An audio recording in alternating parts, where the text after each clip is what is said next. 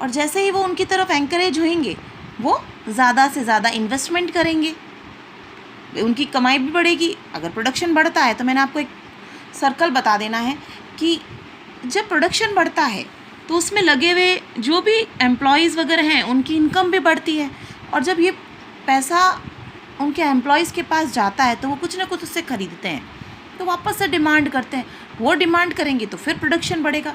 तो ये एक सर्कल है जो चलता रहता है, क्लियर। और साथ ही साथ जब एम्प्लॉयज़ की या प्रोड्यूसर के एम्प्लॉयज़ की जब इनकम बढ़ती है तो उनकी सेविंग्स बढ़ती है तो इन्वेस्टमेंट बढ़ता है, तो जैसे इन्वेस्टमेंट बढ़ेगा फिर से प्रोडक्शन बढ़ेगा।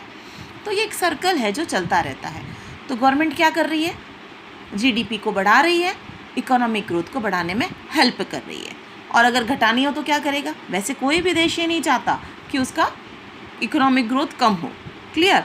तो ऐसा काम कोई करता नहीं है वैसे, लेकिन अगर कम करना हो तो क्या करेगा, टैक्स बढ़ा देगा, रिबेट्स कम कर देगा, है ना।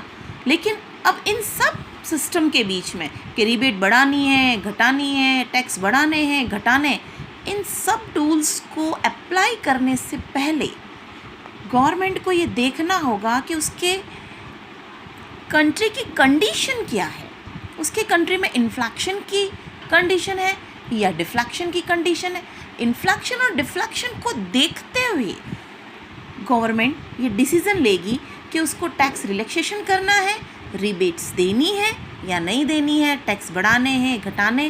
वो इन्फ्लेक्शन और डिफ्लेक्शन, जैसा हमने पहले अभी इससे पहले टॉपिक में हमने डिस्कस किया था ना कि किस तरह से इन्फ्लेक्शन और डिफ्लेक्शन को गवर्नमेंट बजट के द्वारा कंट्रोल किया जा सकता है। तो वो टूल को दोनों को ध्यान में रखना होगा कि सिचुएशन कौन सी चल रही है आपकी कंट्री के अंदर, इन्फ्लेक्शन चल रही है, डिफ्लेक्शन चल रही है, तो उसके अकॉर्डिंग इस टूल को वो काम में लेंगे।